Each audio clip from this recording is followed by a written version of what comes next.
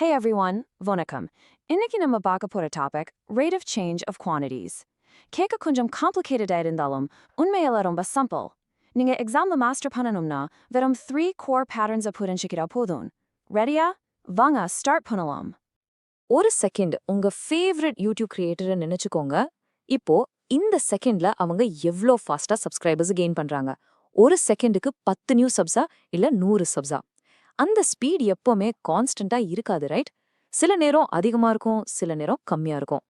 அப்படியா விஷயமே? அந்த ஸ்பீட் ஆஃப் சேஞ்ச் இருக்குல்ல, அதை தான் நம்ம மேத்தமேட்டிக்கலி ரேட் ஆஃப் சேஞ்ச்னு சொல்றோம். ஒரு விஷயம் மாறும்போது இன்னொரு விஷயம் எவ்ளோ வேகமா மாறுதுன்னு மெஷர் பண்றது தான் இது. அந்த ஸ்பீடை மெஷர் பண்ண நம்ம யூஸ் பண்ற டூல் தான் டெரிவேட்டிவ்ஸ். ஸோ ரொம்ப முக்கியமான பாயிண்ட் என்னன்னா, நம்ம யூஸ் பண்ற கோர் டூல் டெரிவேட்டிவ், அதாவது dy by dx. இது என்ன சொல்லுதுன்னா, ஒரு ஸ்பெசிஃபிக் சிங்கிள் இன்ஸ்டன்ட்ல எக்ஸை பொறுத்து ஒயோட ரேட் ஆஃப் சேஞ்ச் என்னன்னு சொல்லுது. அதனால தான் இதுக்கு பேரு instantaneous rate of change.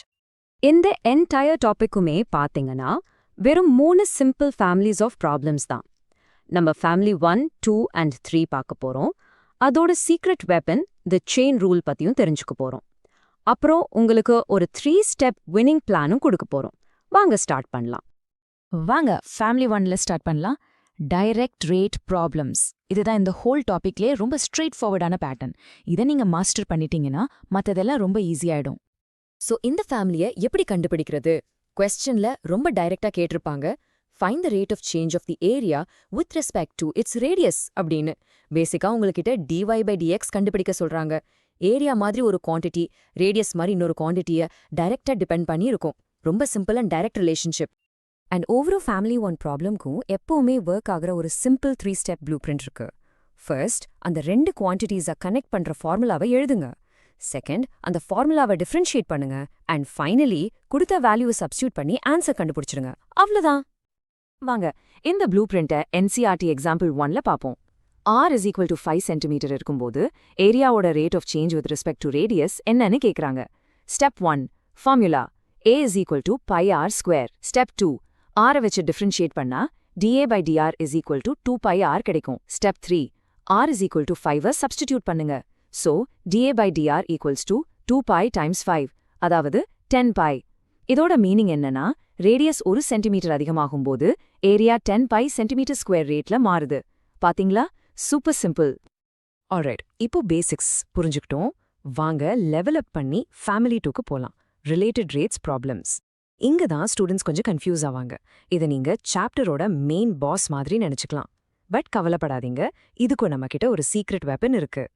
The biggest confusion எங்க வரும்னா dy by dx and dy by dtக்கு நடுவில் தான். ஃபேமிலி 1ல ஏரியா வர்சஸ் ரேடியஸ் மாதிரி ஒரு டைரக்ட் கனெக்ஷன் இருந்துச்சு. ஸோ நம்ம dy by dx கண்டுபிடிச்சோம். ஆனா ஃபேமிலி 2ல ஒரு பலூனை ஊதுற மாதிரி இமேஜின் பண்ணிக்கோங்க. அதோட ரேடியஸும் வால்யூமும் ரெண்டும் நேரத்தை பொறுத்து மாறிக்கிட்டே இருக்கும். ஸோ இங்க 2 வேறு வேறு குவான்டிட்டிஸ் ஒரு காமன் தேர்ட் வேரியபிள் டீயை பொறுத்து மாறுது. அப்பதான் நம்ம dy by dt கண்டுபிடிக்கணும். ஸோ இந்த ஃபேமிலி 2 ப்ராப்ளம்ஸை கிராக் பண்றதுக்கு நம்ம சீக்ரெட் வெப்பன் என்ன தெரியுமா? The chain rule. இதுதான் இந்த ஃபேமிலியில இருக்கிற எல்லா ப்ராப்ளமையும் சால்வ் பண்ற கீ. இந்த ஸ்லைட்ல இருக்கிற செயின் ரூலை பாருங்க. ஃபார்முலா என்னன்னா dy by dt equals to dy by dx into dx by dt. இதோட ஆக்சுவல் மீனிங் என்ன? செயின் ரூல் ஒரு பிரிட்ஜ், ஒரு பாலம் மாதிரி ஆக்ட் ஆகுது. அது வால்யூமோட ரேட் ஆஃப் சேஞ்ச், ரேடியஸோட ரேட் ஆஃப் சேஞ்ச் மாதிரி 2 வேற வேற ரேட்ஸை டைம் கூட இருக்கிற கனெக்ஷன் மூலமா லிங்க் பண்ணுது. மன மாதிரியே ஃபேமிலி 2க்கும் ஒரு ப்ளூ பிரிண்ட் இருக்கு. ஆனா இதுல 5 ஸ்டெப்ஸ். ஃபர்ஸ்ட், உங்க வேரியபிள்ஸ் அண்ட் ரீட்ஸை ஐடென்டிஃபை பண்ணுங்க. அப்புறம் அவங்கள கனெக்ட் பண்ற ஃபார்முலாவை எழுதுங்க. இப்போ இதுதான் கிரிட்டிக்கல் ஸ்டெப். அந்த என்டையர் ஈக்குவேஷனையும் டைம், அதாவது டீயை பொறுத்து டிஃபரன்ஷியேட் பண்ணுங்க. அதுக்கப்புறம் தெரிஞ்ச எல்லா வேல்யூஸையும் சப்ஸ்டிடியூட் பண்ணுங்க. அண்ட் ஃபைனலி தெரியாத ரேட்டை சால்வ் பண்ணிடுங்க. ரொம்ப சிஸ்டமேட்டிக்கான ப்ராசஸ். வாங்க இதை NCERT எக்ஸாம்பிள் 2ல அப்ளை பண்ணி பார்ப்போம். ஒரு கியூபோட volume 9 centimetre cube per second ரேட்ல இன்க்ரீஸ் ஆகுதுன்னு சொல்றாங்க. அதோட எட்ஜ் 10 சென்டிமீட்டர் இருக்கும்போது சர்ஃபேஸ் ஏரியா எவ்வளோ ஃபாஸ்டா இன்க்ரீஸ் ஆகுதுன்னு நம்ம கண்டுபிடிக்கணும். நீங்க பார்த்தா தெரியும், நம்ம கிட்ட வால்யூமோட rate of change dv by dt கொடுத்திருக்காங்க. அண்ட் நம்ம சர்ஃபேஸ் ஏரியாவோட rate of change ds by dt கண்டுபிடிக்கணும். இப்போ எங்க தான் ஒரு கீ இன்சைட் இருக்கு. நம்மளால சர்ஃபேஸ் ஏரியாவோட rate of change ds by dt-ய டைரக்டா வால்யூமோட rate of change dv by dt கூட கனெக்ட் பண்ண முடியாது. நம்ம ஃபர்ஸ்ட் அவங்களுக்கு நடுவில் இருக்கிற பிரிட்ஜை கண்டுபிடிக்கணும். அதுதான் எட்ஜோட rate of change dx by dt. நம்ம டிவி பை டிடி இன்ஃபர்மேஷனை யூஸ் பண்ணி டிஎக்ஸ் பை டிடியை கண்டுபிடிச்சிட்டு அப்புறம் அதை யூஸ் பண்ணி தான் டிஎஸ் பை டிடியை கண்டுபிடிக்கணும். இந்த கனெக்ஷனை சாத்தியமாக்குறது தான் செயின் ரூல். ஓகே, நம்ம ஃபைனல் ஃபேமிலிக்கு வந்துட்டோம். ஃபேமிலி 3 மணி மேத் ப்ராப்ளம்ஸ். இந்த செக்ஷன்ல தான் நீங்க இந்த டாபிக்ல இருக்கிற ஈஸியஸ்ட் மார்க்ஸை ஸ்கோர் பண்ண முடியும். நீங்க எக்கானமிஸ்ட் ஆர் காமர்ஸ் ஸ்டூடெண்டா இருந்தா இது உங்களுக்கு ரொம்ப ஃபெமிலியரா இருக்கும். ஒருவேளை கொஸ்டின்ல மார்ஜினல் காஸ்ட் இல்ல மார்ஜினல் ரெவென்யூன்னு பாத்தீங்கன்னா பயந்துராதீங்க. மார்ஜினல்ன்றது டெரிவேட்டிவோட இன்னொரு ஃபேன்சி பேரு, அவ்வளோதான். சிம்பிளா சொல்லணும்னா மார்ஜினல் காஸ்ட்ன்றது dc by dx and marginal ரெவென்யூன்றது டிஆர் பை டிஎக்ஸ். ரொம்ப சிம்பிள். இந்த ப்ராப்ளம்ஸோட ப்ளூ பிரிண்ட் உங்களுக்கு ரொம்ப ஃபெமிலியரா இருக்கும். இது ஆல்மோஸ்ட் ஃபேமிலி 1 மாதிரியே தான். ஃபங்க்ஷனை ஐடென்டிஃபை பண்ணுங்க, அதை டிஃபரன்ஷியேட் பண்ணுங்க, அப்புறம் வேல்யூவை சப்ஸ்டிடியூட் பண்ணுங்க. இந்த கொஸ்டின்ஸை நீங்க மிஸ்ஸே பண்ணக்கூடாது. இது ப்ராக்டிகலி கேரண்டீட் மார்க்ஸ்.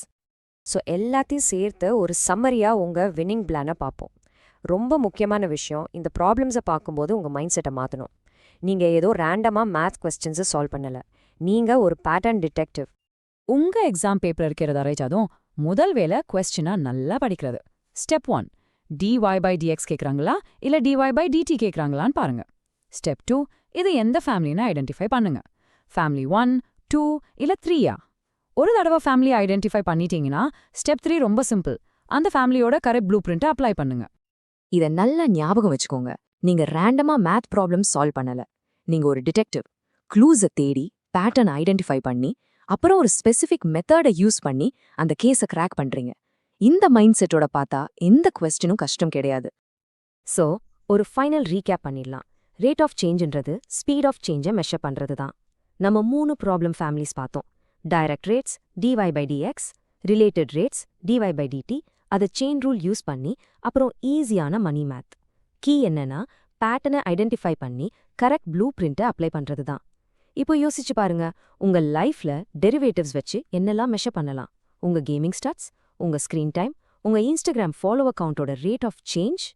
மேத் எப்பவுமே நம்ம சுத்தி தான் இருக்கும். நல்லா பிராக்டிஸ் பண்ணுங்க, நீங்க கண்டிப்பா மாஸ்டர் பண்ணிடுவீங்க. All the best.